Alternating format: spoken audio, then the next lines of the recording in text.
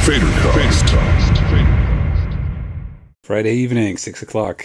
I just spent the afternoon looking for a room or like a, what do you call it, a warehouse type thing that I can rent for maybe a week in November so that we can shoot at least 2 videos there. I would prefer to shoot more, or let's say it like that.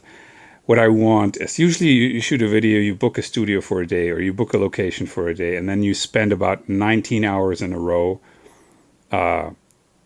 in that space trying to get the video done. And for projects like mine, which are basically all the costs go into mostly location, mostly equipment, so I can't pay most people who show up. So I'm reliant upon people having time on that specific day, and then you have to figure them in. If you have this, I don't know, location rented for 12 hours, you have to kind of make it all work. It's very, very complicated. And it's not that cheap either, because locations in general are expensive. They're usually one of the highest costs for normal video shoots. And so my thinking was, okay, why not find a warehouse type thing which I could rent for a week, or maybe from Friday to next week Sunday or something, so that there's 2 weekends in there where we can set up like a movie or music video shooting set, spend a day building that stuff with a few people, and then use that to shoot 1, 2, or maybe even more music video footages, basically. And that's not a word. You know what I mean? Like set up a number of different sets over the time of a week, and get in there with different people on different days, shoot. It's much less stressful. And so I've been talking to different people from Hamburg, art departments and stuff like that, city people, and so far I've got some emails back. I got some recommendations, shot some emails out, and that's what I've been doing all afternoon. As you can probably hear in the background, there's the church again because it's 6 o'clock. FaderCast. Saturday morning, 11 o'clock. I'm on my way to the gym, and I just was reminiscing about last night because I went to meet with some friends. And first up, I was supposed to meet them on Reeperbahn, which is like a party area in Hamburg. And when I showed up, there was like so much police because apparently there was the typical Hamburg rivalry soccer game between HSV, which is the one Hamburg club, and St. Pauli, which is the other. And just basically by the minute that I showed up at the place where I was supposed to be, some fights started, like big fights. 50 people started fighting about 100 meters from me, and like there was so much riot police in gear, which was good because I felt much safer because the police was there, because otherwise you never know how this is going to be contained. And literally the second where the fighting started 150 meters away from me, there were like another 10 soccer hooligan guys passing me by, just lifting up their scarves into their faces so that you couldn't see who they were. And I never understood this. I do understand that the how do you say that, the psychological background of a person who's into that is probably very far from normal, but I never understood why you would I don't know why you would make it so complicated. If you want to beat the shit out of someone, just join a boxing club or something. I don't know. I never get that. And the other thing I didn't understand was after about 2 hours, I left the meeting or the get together with my friends because there was one person who still was talking about the corona situation and all sorts of stuff constantly. And it was so annoying that, I mean, after a year and a half, the one thing when I want to hang out with my friends, the one thing I don't want to talk about is about corona. It's not, I don't want to talk about testing or having to wear a mask or whatever their gripe is. Keep it at home. This is probably the same for your friends. Nobody gives a fuck and wants to talk about it anymore. At least not if they're not completely nuts. And at least not if they have anything else in their lives going on. I don't know. It's at this point, and I understand if you're upset about something, I totally understand that. But at this point, every single one of your friends has heard about it. And so I left after, I don't know, 1 hour, 52 hours. I just left because I'm sober. So it's alcohol-free August. So I decided there's no way with me drinking water I'm going to sit there for longer and listen to this bullshit. And so I just left. And also because Roman, the guy who does term management and backline and tech for me, he texted me that he's at Lunacy, which is my favorite bar. And I didn't even know it was open. So, and this is the interesting part. This is one of the things that I wanted to get at. So I left and was basically on my way home and decided, hey, okay, let me just drop by Lunacy for half an hour, something like that. And getting in there was so nice. It was so nice because, except for, man, it's good to see you because we haven't seen each other for a year and a half. Due to this corona bullshit, nobody spoke about anything negative. Everyone was just very happy that the bar was open. I was very happy to see people that I don't even have the phone number of, simply because they're like people that I know from there. Some of them I don't know the name. You just nod and recognize that it's a person that belongs to a group that you kind of know. And I hung out with Roman and some of his friends, and it was really cool. Nobody was talking about anything negative, and that was the point that I was getting to. I'm going to make a point to not meet with this person. Like all the other friends that I was meeting in the first get together, they're some of my best friends, but I'm going to make a point of not meeting with this other person ever again. And or at least not on purpose. And I'm going to try to avoid this because it's such... And maybe check yourself if that's you. If you only have topics that are negative and that are where you have strong opinions, but you really have no clue about them, you just have opinions, and it's all, this is bad, everyone's an asshole. If that is you, or if that is someone... if that is you, you have to change. Otherwise, you'll just be surrounded by people who think the same, which makes all your world negative, which reinforces your negative worldview. And if you have a person like that, you have to tell them. I actually sent this guy a book about positivity, not positivity in, motivational stuff, but about the world, positive facts about why 2021 is a much better year than maybe 1921. It's called The Better Angels of Our Nature by Steven Pinker, if you want to read it. It's a good book.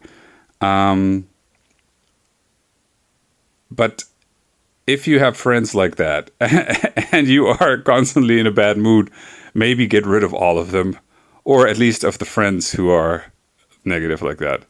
Because, Jesus, yesterday the difference between the vibe in the room and the first and the second place, it was so big. And the bad thing about it is the host of the first meeting, he was making such an effort to make everything nice.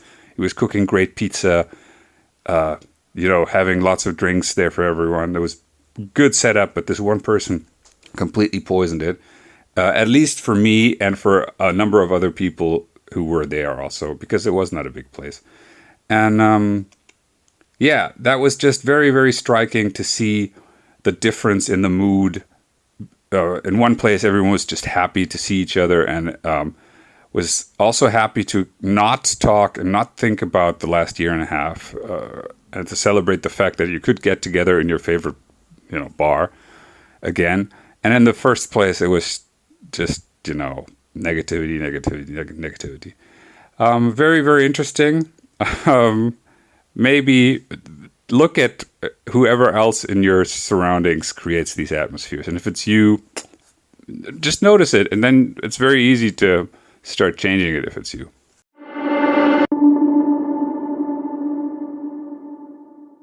Saturday, 5 in the afternoon. I just got done writing another lyric. I am down 14 out of 20. I have 14 already. Jesus, I'm so far ahead of schedule. It's amazing. I love it. At that tempo, I don't want to be, exaggerating, but I might be done with the album a month early. Not going to release it early, but this is good. This is very good. It leaves me a lot of time. Yes, I just wrote lyrics to one of the dark electro heavy 130 powerful songs. This one is really grimy and nasty. I love it. It's a really good track. And yes, I'm happy. 14 out of 20 lyrics are done. Actually, 14 out of 19, considering that one of them is going to get canceled, but it doesn't matter because that's calculated into the 14, so it doesn't matter. 13 out of 19. And yeah, I should probably... No, let's say 14 out of 20 because I don't know what's going to happen with that song. Lots of rambling here. Yes, very good. This was the song with the demo title Dancy Dancy, which it is. And it's distorted and it's heavy. And you will love it because I love it. Ha! That's the way it's going to be because Stone Cold said so. No, Faderhead said so. FaderCast. Sunday, 6:30 at night. I just finished the Patreon stream. Today was a really, really productive day. I woke up at 5 and I had a techno beat in my head. And so I got up. I got up at 5:03. I contemplated for like a minute. Is this beat worth getting up for? And I was like, fuck it. I was half awake anyway. Even though I only got into bed at 2:30 because Nutka was here for till, I don't know what, long time. So what's my point? So I made that beat, went back to bed at 6, and then I worked on a demo in the noontime. Finished one of those tracks for the album. It was written already, but I wanted to add some more stuff. Not really necessary to do that, but sometimes you just want to do what you want to do. And then I decided I feel like making music, so I posted a spontaneous studio stream for the afternoon, and I didn't really know what I wanted to do. I just wanted to do something, and it was fun. It was good. Ended up working on a track that I had sent an instrumental to Enrique a while ago, and then I was too busy to keep working on it. He had sent back some vocal ideas, half of which I really didn't like. The other half I really liked, so I basically made a full song with some parts of his vocals and left his chorus open. And this is one of these things where the basic beat that I sent him initially, it's been lying around for a while. And sometimes, and it's not even in general the kind of sound that we might want to do for him, but it does work. So that was a great example of having older material. That was maybe, I don't know, a year old or something. It was from last year. Older material lying around that you can definitely use and make something out of. So, yeah, I sent it to him. I haven't heard back from him yet because he's at work. So I'm very, very happy with how the day went. And if you were on the Patreon, you know the track. And let's see what Enrique comes up with. It should probably, usually it doesn't take him very long. So probably within the next weeks if he has the time. FaderCast. Monday morning, 2 o'clock. Well, not morning. At noon, 2 o'clock. I am currently writing some feedback for one of the Patreon mentoring folks who sent me his new EP and asked me for some, notes on the songs. And one of the things that I said was critically said, because it's much, much, much better than what it used to be a few months ago. So there's a lot of progress there. But one of the things that I said was that the songs have hooks, but those hooks are not noticeable enough. So what that means, for those of you who don't know what a hook is something that sticks in your ear in a song. So that could be anything. It could be drum fill, like the In the Air Tonight fill by Phil Collins, this do-do-do-do-do thing, that's a hook. Then typically the chorus melody should be a hook. If that's not a hook, then your song sucks. Anything that can stick in your ear, guitar part, whatever.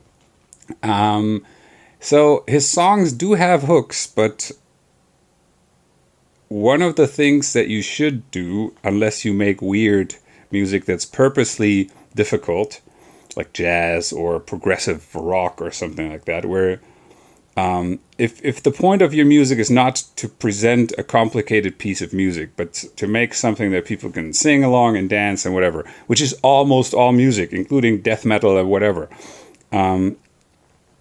So if that, in that case, you should kind of bring so many good hooks and feature those hooks that it's very clear for the people who listen to the song what the hooks are, and that they can remember them. And my suggestion for this person was, in the future, to not produce the songs before they are written. And by that I mean just make simple beats, kick, snare, bass, basic one synth or something like that. And then write all the lyrics and all the singing hooks, and then write all the instrumental hooks, and later fully produce it. But very often, and in his case, the music is a little bit more complex. There's lots of stuff going on. It's still pop, but lots of good production stuff. And in this case, I feel one has to shove the hooks into the listener's face even more. And the old saying is, don't bore us, get to the chorus. But that's not even true. It's just more like play more hooks and feature the hooks as much as you can. So if you are writing songs, write the most basic version that you can, and then write your lyrics and all the hooky stuff on that.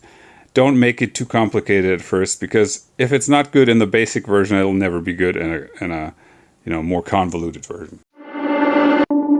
FaderCast.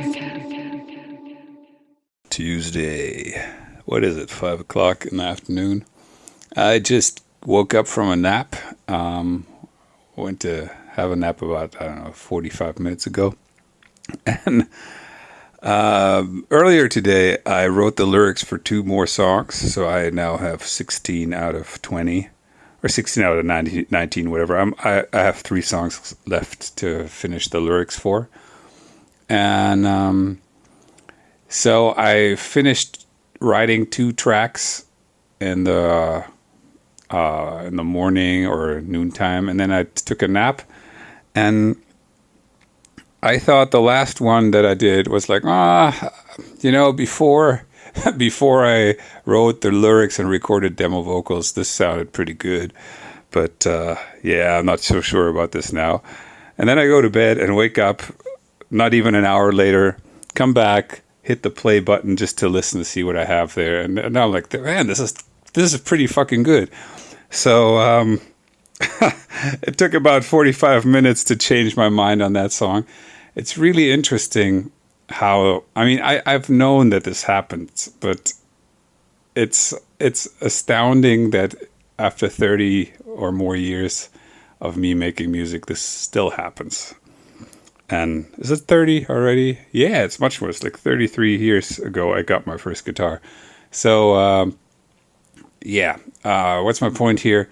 If you're not happy with something that you're doing in the moment, just save it and go back and listen to it a day, a week, a year later. You might be surprised.